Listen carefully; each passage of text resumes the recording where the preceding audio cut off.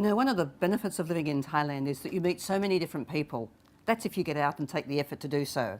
And there are many, many success stories here, either Thais that have made it alone, either foreigners have made it alone, or there's a combination of both. Our guest today is somebody that I think has been very, very successful, and I'm sure you'll agree. Her name, Momluang Laksasupa Kwidiakon. She, in fact, is with us, and I'm sure you'll enjoy the interview.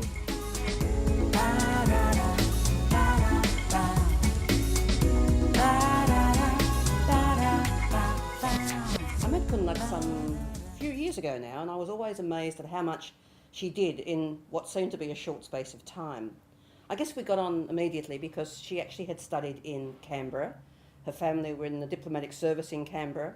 So she'd actually had the experience of the foreigners, and she seemed to be in some respects more foreign than Thai. She probably doesn't like hearing that, but she really had a way of letting us understand how to assimilate in Thailand. Not only has she had her education in Australia, but so have her children. And there are many, many other things that have followed. So, Kunlak, what did Australia do in changing the way you think about the world, about your original Thai world?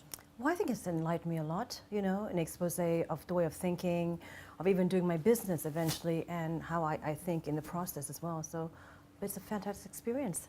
For us that come from Australia, we think, oh my goodness, fancy being in Canberra. I was based there for 2 years, but as the daughter of an ambassador, yes. What was life like in downtown Canberra? Well, it's wonderful. I mean, I went to school there, but I have my parents there as well. So in a way, life is a bit different from the usual student life.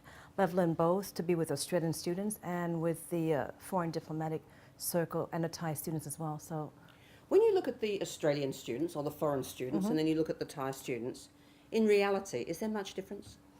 I think we all look into the same of trying to get to build the friendships and relationships with other nationalities. It's just a way of encouraging people to be a bit more open. I think the Thai is a bit more shy than the others, so I've always wanted to encourage them to sort of mix with the local Australian friends, and I think it worked out really well because we organize a lot of theme parties, the Thai nights and everything by the embassy. That's how we sort of integrate the whole community together. And you used to have a musical night, I'm told, with your father playing the violin. Well, that's at home. Then we do home. some private, parties, and we invite the diplomats and student diplomats as well there. So yeah. It could be said though that you had a privileged life, so life wasn't as normal as expats just travelling from one location to another. Yes. But you have also travelled around the world. Now, you did political science. No ambition to become a politician. I did at one stage, but I came back and then I changed my mind a bit, I was more involved. I ended up working for the UN for 7 years in SCAP, and I got involved with the Women's Development Program, and then I'm more geared towards developing the youth and women's program. You're very much involved now with the Australian alumni, and you've actually really grown that to actually have an alumni that's very active. You've got, really for the first time, Thais who've studied in Australia coming together with their counterparts, sharing experiences. Congratulations on that. Thank you. What do you feel is going to be the next step in developing that group? I really want to create this core, mechanism to draw all the newly grads as well as the old, like the Colombo Plan students, and as a role model for them to see, and how education in Australia has actually helped them in their career and in their life. I know they're having some great events at the moment, so you should actually go to the website and check the Australian Thai Chamber of Commerce. You'll find out what's happening, but they're very active, and you must be very proud. I'm very proud of that. Yes, I hope. You're going to stand again for the next election as a vice president? Yes, I will. Of course, I'll be there. I forgot to say she's vice president too. I see you at lots of events, and you've always got Mother with you. Yes. Mother's such a lovely lady, and she's always telling both you and I to lose weight. Well, she's actually our role model, I think. Well, she's she is actually very pretty and always, active, and yes. What can we do? Yes. Can we do that? I don't think we can. We can't beat her to that. You've actually now running a hotel. Yes. And it's called Ban Laksasupa. Yes, in Hua Hin. And you've got both of you doing this together, or how's it all working? Well, because it was the family home originally, was it? It was, the family beach home. Actually, if I just go backtrack a bit, because after I came back from Czech Republic, as my ex-husband was the first Thai ambassador in 1991 to 93, I came back and pursuing a single mom's life. I started off having a crystal shop, doing Czech crystals, handmade, designing and everything for 10 years.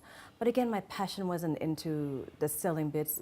I was more into education. I started off the first steps international preschool which has about Forgotten about that, yes. 140 children. We're using the British curriculum, and I incorporate the the French and the German and a bit of a Spanish language into the curriculum as well. So we're doing like a multi-language. This is still happening. But I just actually gave up that business only about a year ago because I was doing the hotel simultaneously, and it was just too many things. So I have to give up the school, which was really my passion. So And, the hotel opened when? The hotel opened 5 years ago. And in that 5 years, you've got no business experience. Yes. You've taken the family home, Yes. which had some separate areas. That's right. And it was 32 rooms, and now you're going to how many? 62. But you've got no business experience, you keep telling me. No, and I think, as I said, Val, life is an adventure. I always think that people actually discover what they really like, but you have to have the passion. You're willing to learn, you risk a bit, but then again, you trust yourself, and I think that's how I do my business. But I learn through the process as well. So yeah. Now, Ban Laksasapa is actually in the heart of Hua Hin. It's a great location, right on the Beachfront. beach and so on. Now, do you have to cater differently for Thais who actually come and stay with you and expats? We do in a way because the expat actually became mostly my friends. We keep in touch, and I think all the guests, return guests, actually take my personal emails. They talk to me straight, and I think it's because of my past diplomatic experiences of communicating with multicultural people. But then the Thais are different. They see me as the local Thai, you know, they know me, and so they trust my products, and they come in to experience it, you know. What is something that you've had to change within the hotel, perhaps, and it's a boutique style property, to actually fit with what the expats require? Is it the meals? Is it the menu? No, I think it's partly the decor and the whole ambiance as well, Val, because I use my experience in different countries, and like decor, everything is done like the way the house in Canberra, and some features I've in Paris. I use a few decorations, so every guest feels it's their home. It's more like the European homes. It's someone's home. They move in. It's not just a hotel. And the meals are basically Thais and actually European, so we cater to all sorts of, of guests too. So yeah. How do actually the guests come to you? Is it mainly word of mouth because of the way you are Believe and it who or you not, know? and it's mainly word of mouth, and also on our website, it's driven like that. And the all return guests is mainly about 30% of them. How is the internet? I mean, people, perhaps not in Thailand so much, but in Australia, in Europe, they're all booking on the internet now. Is that working okay? I think it works on the TripAdvisor a lot, and actually I forgot to tell that we won the award this year. Really? Yes. Congratulations. You know, for the TripAdvisor, yes, for the excellent services, and With no experience, but you've got a good team around you, I obviously. know, I think so. I work hard on that too. And you've got mother always telling you what needs to be done. Yes, huh? except Right. probably losing weight, but I know this still won't be enough for you, or will it?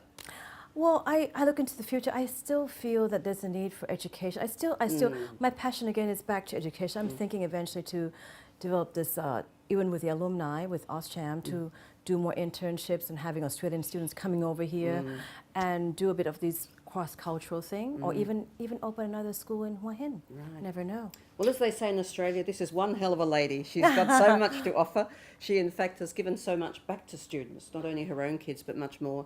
And you've got to try Ban Laksasapa. I haven't yet, but I've seen it, and I have to say it's a great location right You're on the invited to beach. come soon, okay?